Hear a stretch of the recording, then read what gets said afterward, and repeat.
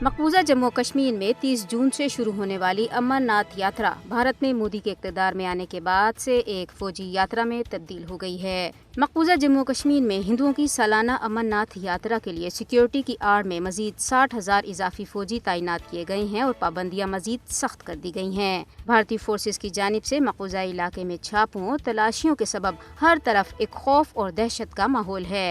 हर साल अमरनाथ यात्रा जहां अहले कश्मीर के लिए मुसलसल तलाशी की सूरत में मजीद मुसीबतें लाती है, वहीं इस यात्रा के माहौल पर संगीन असरात मुरतब हो रहे हैं। भारत में हिंदू तबाह के अरूज के बाद से जनूबी कश्मीर में अमरनाथ गार जाने वाले हिंदुओं की तादाद में तेजी से इजाफा हुआ है। तहम मोदी इन खतरात को नजरअंदाज कर रहे हैं जो अमरनाथ यात्रा की वजह से मकबूजा जम्मू कश्मीर के नाजुक माहौल को लाहक हैं। लाखों हिंदुओं को अमरनाथ गार में एक ही वक्त में जाने की इजाजत देने का फैसला महज माहौलियाती तबाही है। मोदी हुकूमत को चाहिए कि अमरनाथ यात्रा को गैर फौजी बनाए। भारत पर दबाव डाला जाना चाहिए कि वो यात्रा के दौरानिये के साथ साथ यात्रियों की तादाद को भी महदूद करे ताकि मकबूजा कश्मीर के नाजुक माहौल को बचाया जा सके।